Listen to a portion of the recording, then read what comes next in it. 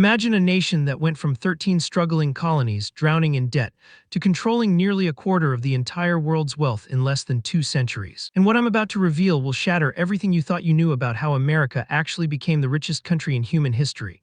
Because this story begins not with gold rushes or oil booms, or even the Industrial Revolution, but with a single calculated decision made in 1776 that almost nobody understands. And here's the thing that will blow your mind: the American Revolution wasn't really about tea taxes or stamps or even freedom in the way you learned in school.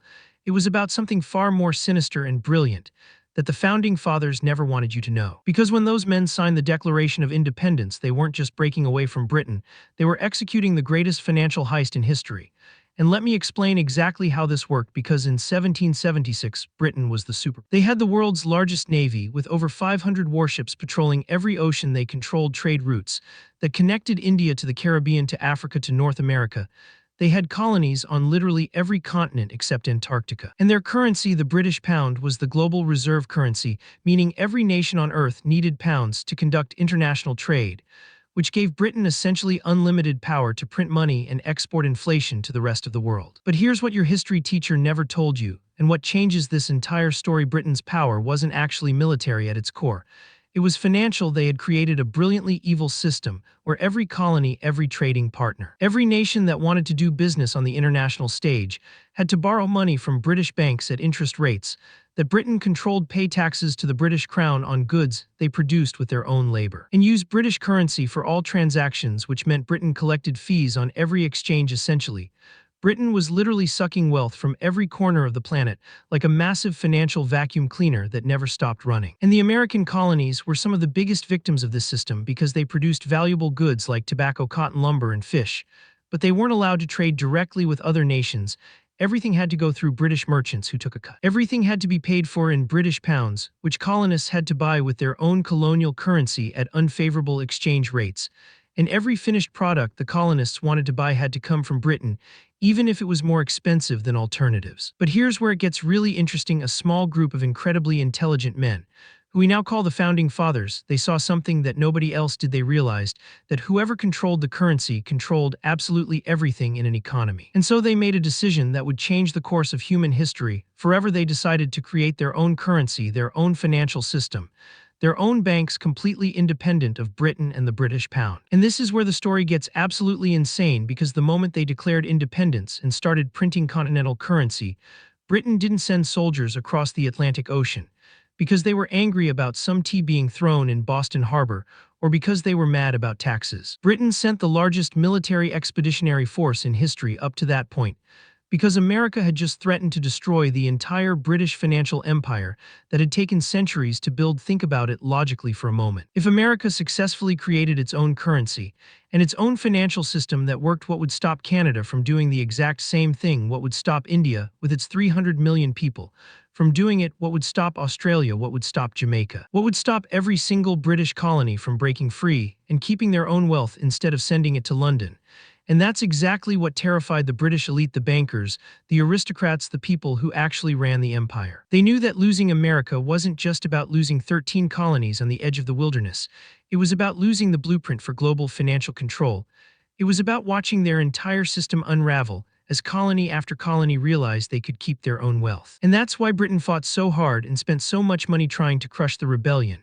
But here's where the Founding Fathers proved they were absolute geniuses, operating on a level that most people even today don't fully understand. They didn't just fight a military war with soldiers and muskets and cannons.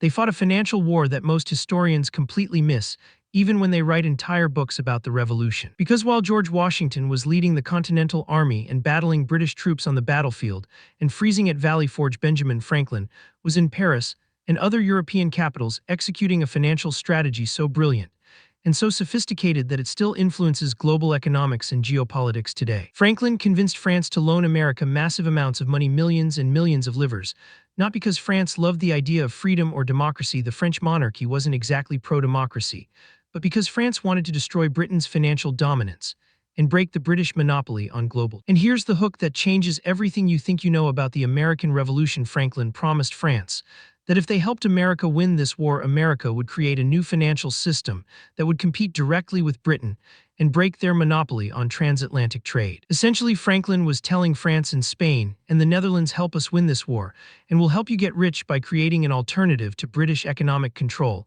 And France took the bait. They poured millions of livres into the American war effort. They sent their navy to fight the British fleet. They sent professional soldiers to train American troops. They sent weapons and gunpowder and supplies. And most importantly, they sent financial credibility. Because when other European nations saw France backing America with real money and real military force, they realized this wasn't just a colonial rebellion that would be crushed in a few months. This was a potential shift in global financial power. And that made everyone pay very close attention. Suddenly, Dutch bankers were willing to loan money to America, Spanish officials were providing covert support, and even some British merchants were secretly trading with the rebels because they saw profit opportunities. Now fast forward to 1783, when the Treaty of Paris was signed. America wins the war. Britain is forced to recognize American independence and give up claims to territory stretching from the Atlantic coast all the way to the Mississippi River. And here's where most history books end the story and move on to the Constitution. But that's actually where the real story begins. The story of how America transformed from a weak confederation that had just won a war into the richest nation on earth. Because in 1783, America was now free and independent. But the new nation was completely broke, absolutely devastated financially. The war had cost a fortune. That the Continental Congress didn't have the continental currency that had been printed to finance the war had become completely worthless through hyperinflation. People were literally using it as wallpaper because it had no value. Individual states were printing their own currencies, creating absolute financial chaos. Where money from Massachusetts might not be accepted in Virginia, the national government had no power to tax, so it had no revenue, and the new nation was drowning in enormous debt owed to France, Spain, the Netherlands. Private investors, both domestic and foreign. And this debt was so large that most experts and economists in Europe predicted America would collapse within a decade. Some thought it would break apart into several separate nations divided by region. Others thought individual states would give up and rejoin the British Empire just to survive economically. European newspapers were running articles about how the American experiment had failed before it really began. But then something happened that nobody expected. Something that would set America on the path to becoming an economic superpower. A small group of men led by Alexander Hamilton, who had been Washington's aide during the war, they created what might be the most brilliant financial strategy ever conceived in human history. And this is the part that will make everything click into place. Hamilton realized something that sounds completely backwards. He realized that America's massive debt wasn't actually a weakness that would destroy the nation. It was a weapon that could be used to build American power. And here's how he used it in a way that was absolutely genius. Instead of trying to avoid paying the debt or declaring bankruptcy like many nations did, Hamilton insisted that America would pay every single penny it owed, the full principal plus all the interest that had accumulated. And this announcement shocked everyone in the financial capitals of Europe, because nations at that time regularly defaulted on debt. It was considered normal, even expected. When a nation got into financial trouble, they just refused to pay, and there wasn't much creditors could do about it. But Hamilton understood something profound about how credit and trust work in financial systems. He understood that credit is power, that reputation is worth more than gold, that if America paid its debts in full even when it was difficult, it would establish financial credibility and trustworthiness that would allow America to borrow unlimited amounts of money in the future at low interest rates. Essentially, Hamilton was building America's credit score on a global scale, the same way you build your personal credit score by paying bills on time. And it worked better than anyone could have imagined. Within just a few years, European investors were literally fighting each other to loan money to the American government. And this gave America access to cheap capital that they used to build canals connecting rivers, roads, connecting cities, ports for shipping, factories for manufacturing, and infrastructure at a pace that no other nation could match, because no other nation had access to that much cheap borrowed money. But Hamilton did something even more genius that most people don't know about. He created the first Bank of the United States in 1791. And this bank wasn't really a government bank owned by the nation. It was a private bank that worked with the government in a partnership. And this bank did something absolutely revolutionary that had never been done before. It created a stable national currency backed not by gold or silver, but by the government's promise and demonstrated ability to pay its debts, which meant for the first time in American history, there was a currency that people actually trusted that held its value, that could be used anywhere in the country.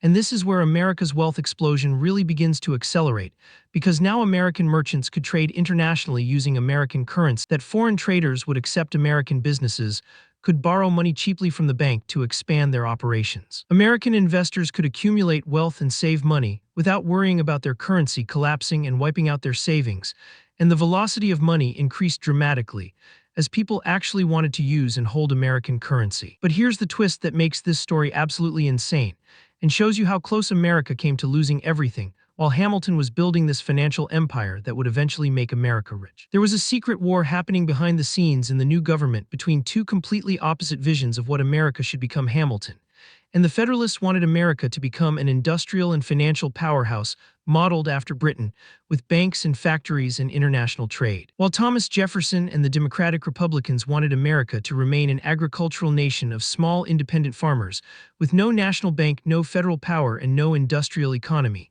And this ideological conflict nearly destroyed everything Hamilton had built. Because in 1811, Jefferson's political supporters who now controlled Congress killed the first Bank of the United States, they simply refused to renew its charter when it expired, and immediately America's financial system started to collapse. Currency became unstable again, with different banks issuing different notes. Credit dried up as foreign investors became nervous. Businesses couldn't get loans to expand.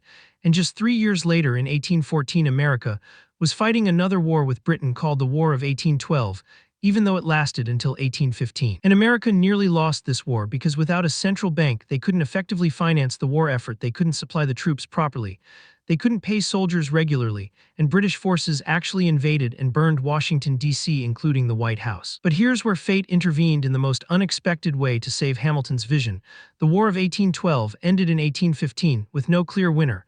Both sides basically agreed to stop fighting and go back to the way things were before. But the war taught American political leaders a crucial lesson that they couldn't ignore: the lesson that financial power is military power, that you simply cannot defend a nation or project power internationally without the ability to finance armies and navies and logistics. And so in 1816, Congress swallowed its pride and created the Second Bank of the United States, and this time it was even more powerful and sophisticated than the first bank had been. And now America finally had the financial infrastructure and stability to begin its transformation from a regional agricultural economy into a global economic superpower.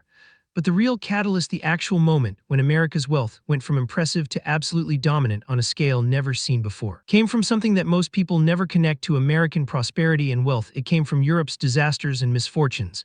And this is where the story gets really dark, but also fascinating from an economic perspective. Throughout the entire 1800s, Europe was constantly at war. The Napoleonic Wars from 1803 to 1815 devastated France, and much of continental Europe. Revolutions in 1830 and 1848 tore through multiple countries. As people rose up against monarchies, famines killed millions of people, especially in Ireland, where the potato famine killed over 1 million. And these disasters and instability created a massive wave of immigration to America. But these weren't just random poor people looking for a better life.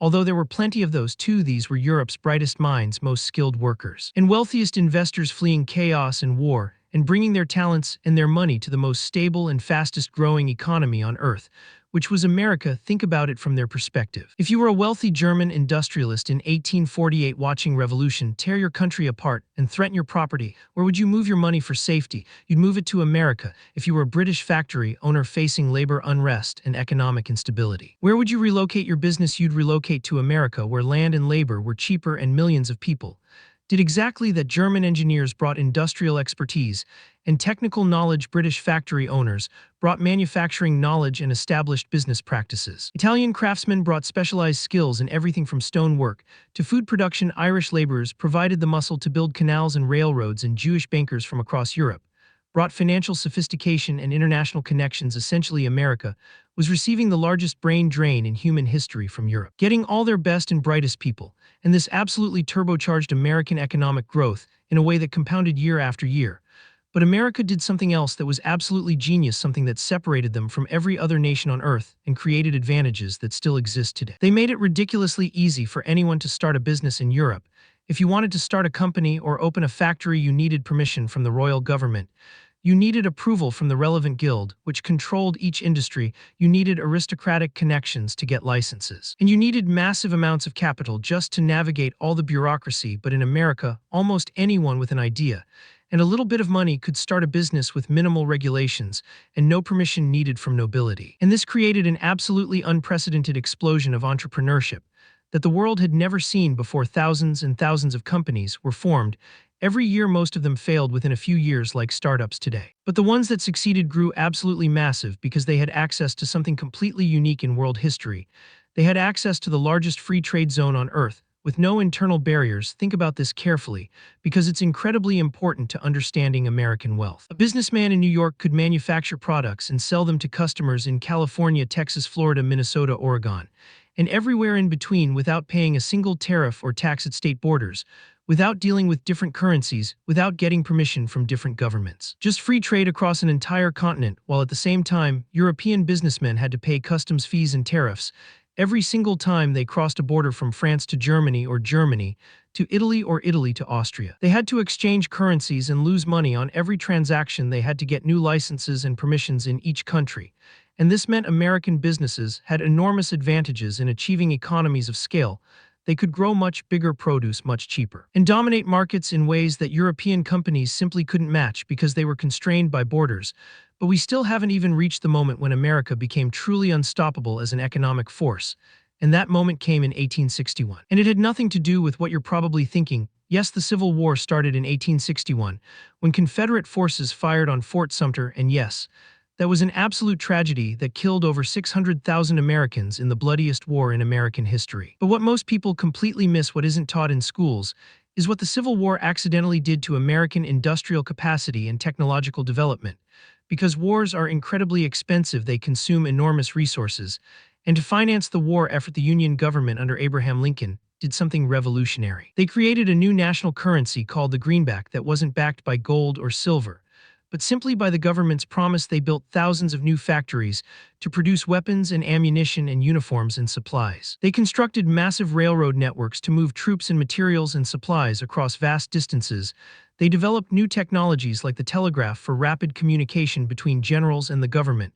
They innovated in medicine and logistics and organization. And they created a war economy so large and so powerful that by 1865, when the war finally ended, the Union had the industrial capacity to outproduce almost any nation on Earth, including Britain. And here's the kicker that changed everything: the South was absolutely destroyed by the war. Their economy was devastated, their infrastructure was ruined, their agricultural system had collapsed. But the North emerged from the war as an industrial juggernaut, unlike anything the world had seen. And now all that massive industrial capacity that had been building weapons and uniforms for war was redirected toward building products for peace.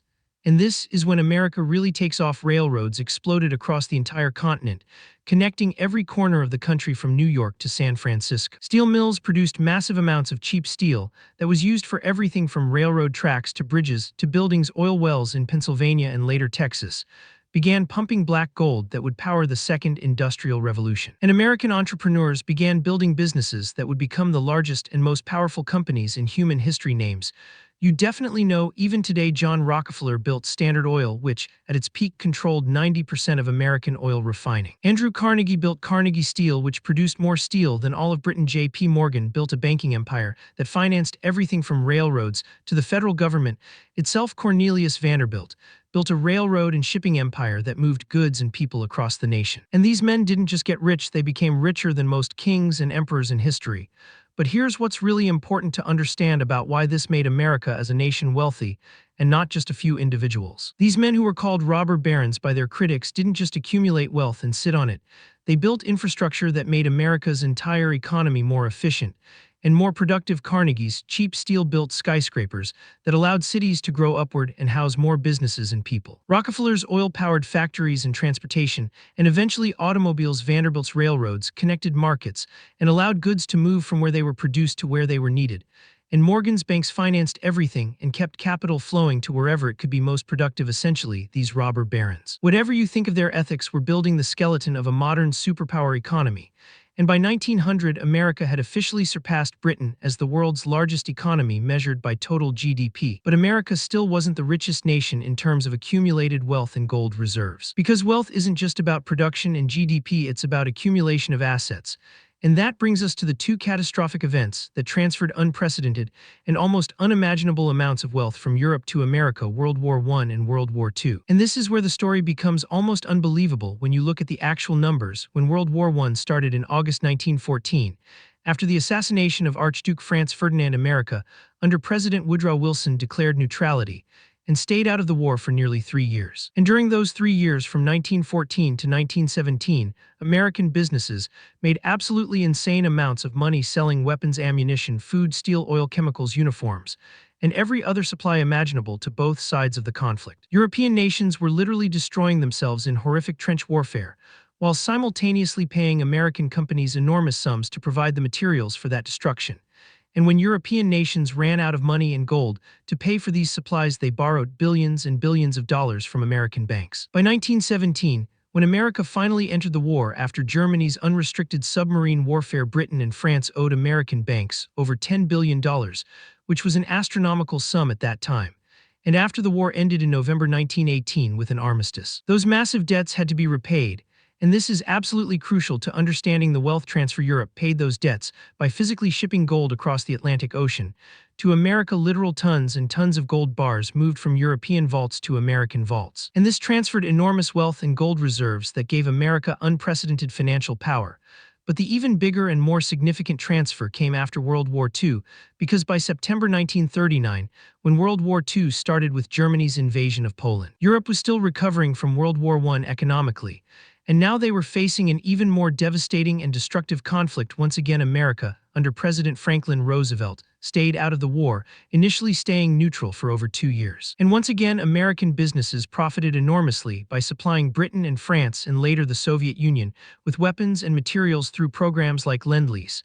But this time the scale was exponentially larger than World War I. And when America finally entered the war in December 1941, after Japan's surprise attack on Pearl Harbor, American industrial production reached levels that seemed absolutely impossible. American factories built nearly 300,000 aircraft of all types, over 86,000 tanks, over 2 million trucks, hundreds of warships including aircraft carriers, millions of rifles and machine guns, billions of rounds of ammunition, and supplied not just American forces, but also British and Soviet forces through the massive Lend-Lease program. And here's the thing that made all the difference. By May 1945, when Germany surrendered, and August 1945, when Japan surrendered, America was the only major industrial power in the entire world whose homeland hadn't been bombed or invaded. Britain's cities were heavily damaged by German bombing. Germany itself was literal rubble, with most major cities destroyed. Japan had been firebombed and hit with 2 atomic bombs. The Soviet Union had lost over 27 million people and had its industrial areas devastated. France's infrastructure was wrecked from years of occupation and fighting. Italy was damaged, but America's factories were completely untouched. America's cities were intact and functioning normally. American farmland had produced record crops during the war. And America now had both the most powerful military in the world and the largest economy by an absolutely massive margin. And this is the moment when America made the strategic move that would cement its position as the world's richest and most powerful nation for generations to come. In July 1944, at a resort in Bretton Woods, New Hampshire, before World War II had even ended, representatives from 44 allied nations met to create a new global financial system to replace the one that had collapsed in the 1930s. And this system that was created at Bretton Woods had one key feature that changed everything. The United States dollar would become the world's official reserve currency, replacing the British pound, which had held that position for over a century. And every other currency would be pegged to the dollar at fixed exchange rates. And the dollar itself would be backed by gold at a fixed rate of $35 per ounce. And here's why this was possibly the most brilliant power move in all of human history.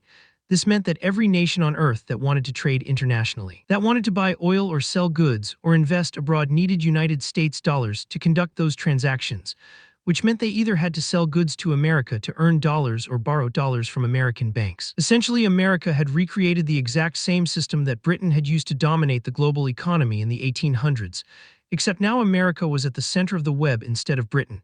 And this gave America enormous and almost unlimited economic and political power. If America wanted to punish a country economically, they could cut off that country's access to dollars and severely damage or destroy their ability to trade internationally. If America wanted to help a country develop, they could provide dollars through aid or loans and boost their economy. And because everyone in the world needed dollars constantly for international trade, there was permanent and massive demand for U.S. currency, which meant America could print enormous amounts of money to finance government programs and military spending. And instead of creating domestic inflation that would hurt Americans, much of that inflation was exported to other countries who had to hold dollars for trading. And this system still exists today in modified form. even though the gold backing was completely removed by President Richard Nixon in 1971 when he closed the gold window. The dollar has remained the world's dominant reserve currency, and this is exactly why America can run absolutely massive federal budget deficits that would completely destroy other nations' economies because the whole world absorbs the cost of American money printing by holding dollars for trade. But there's one final element to this story that ties everything together and explains how America maintains its wealth today. And it's something that happened in the 1970s that most people completely misunderstand even now. In October 1973, there was an oil crisis when OPEC, which is the Organization of Petroleum Exporting Countries, cut oil production and placed an embargo on countries supporting Israel. Oil prices skyrocketed from $3 per barrel to over $12 per barrel. Gas lines formed at American gas stations. There was rationing, and many economists and regular people thought this was an absolute disaster for America and the American economy. But behind the scenes, American officials, particularly Secretary of State Henry Kissinger, were making a series of deals with Saudi Arabia and other major oil-producing nations, and these deals created what financial experts call the petrodollar system. And this system is absolutely genius when you understand how it works. Essentially, America agreed to provide military protection and weapons to Saudi Arabia and other oil kingdoms in the Middle East, protecting them from external threats and internal revolutions. And in exchange, these kingdoms agreed to two crucial things. First, they would sell their oil exclusively in US dollars and no other currency, and second, they would invest their massive profits from oil sales in US Treasury bonds and other American assets. And this petrodollar system was absolute genius for American wealth. Because now anyone in the world who wanted to buy oil, which is basically every country on Earth, since oil powers everything from cars to factories, to power plants, needed to first obtain US dollars to make that purchase, which massively increased global demand for dollars far beyond what the Bretton Woods system had created. And this allowed America to print even more money without causing domestic inflation, because that money was being held overseas by countries that needed it for oil purchases. And simultaneously, the oil profits that went to Saudi Arabia and Kuwait and the UAE came flowing right back to America through purchases of treasury bonds, which financed American government spending. Essentially, America had created a perfect circular system where oil money flowed out to Middle Eastern producers and then flowed right back to fund American debt and spending. And this system has funneled literally trillions and trillions of dollars into the American economy over the past 50 years, since the 1970s. So when you finally step back and look at the complete picture spanning 250 years, you realize that America becoming the world's richest nation wasn't just an accident of geography or natural resources. It wasn't simply about American hard work or innovation or entrepreneurship, although all those things definitely mattered and played important roles. It was fundamentally about a series of absolutely brilliant strategic financial decisions made over 2.5 centuries by leaders who understood that economic power is the foundation of all other forms of power. It was about Alexander Hamilton building financial credibility and trust in the 1790s. It was about creating the largest free trade zone on Earth with no internal barriers. It was about attracting Europe's best minds and capital during European crises. It was about industrializing rapidly during and after the Civil War. It was about staying out of European wars long enough to profit from them before entering. It was about emerging from World War II as the only intact industrial power. It was about creating the dollar as the world's reserve currency at Bretton Woods. And it was about controlling global oil trade through the petrodollar system, and each of these strategic moves built on the previous ones, creating a compounding effect over generations that resulted in America controlling nearly 25% of global GDP and holding more accumulated wealth than any nation in human history, despite having only 4% of the world's population. And here's the final twist that brings us right up to today and makes this story urgent and relevant. This entire system that took 250 years to build is now being actively challenged and potentially dismantled. China is creating alternative payment systems like CIPS to compete with SWIFT and reduce dependence on dollars. Russia, after being sanctioned, is selling oil and gas in rubles and yuan instead of dollars. Saudi Arabia is now accepting yuan for Chinese oil purchases. European nations are questioning American financial dominance and discussing alternatives, and cryptocurrencies and digital currencies are offering alternatives to government-controlled fiat money. So the critical question isn't just how did America become the richest nation in history. The real question that will define the next 50 years is, can America stay the richest nation? And that answer will literally determine the shape of the entire 21st century, and which country or countries dominate economically and politically. Because if history teaches us anything, it's that financial empires don't last forever, no matter how powerful they seem. Britain dominated global finance for 2 centuries, and then lost that position to America. Spain before them controlled global trade and treasure fleets, and then collapsed into irrelevance. Rome before them ruled the entire known world for 5 centuries and then fell apart. And America has been economically dominant for roughly 80 years since World War II ended. So, are we right now watching the peak of American financial power before a decline? Or is there another chapter to this story that hasn't been written yet where America adapts and maintains dominance? And that's exactly what makes understanding this history so critically important. Because understanding precisely how America got rich tells you exactly what warning signs to watch for to predict whether America will stay rich or decline. And right now in 2025, all the warning signs are flashing red. Federal government debt has exploded past $33 trillion. Other nations are actively abandoning the dollar for bilateral trade. America's industrial base has been hollowed out by decades of outsourcing manufacturing to China and other countries. And the financial mechanisms and tricks that worked perfectly for decades are becoming less effective as other nations learn the game and build alternatives. So the empire that was built through absolutely brilliant financial strategy executed over centuries might now be vulnerable to the exact same forces that destroyed every empire that came before it. Excessive debt that eventually cannot be repaid, imperial overreach with military bases in over 70 countries, and the rise of new competing powers who studied America's playbook and are now using those same strategies against America. And that's the complete real story of how America became the world's richest nation, not through some kind of manifest destiny or divine right, or simply being blessed with resources, but through calculated financial warfare, brilliant strategic positioning at crucial moments in history, and taking advantage of every single opportunity and every competitor's mistake for 2.5 centuries. And whether that dominance continues for another century or ends in the next decade depends entirely on whether American leaders and policymakers today are as strategically brilliant as Hamilton and Franklin and the architects of Bretton Woods were. Because in the ruthless game of global financial power, where nations compete for wealth and influence, you're either actively growing and adapting or you're dying and declining.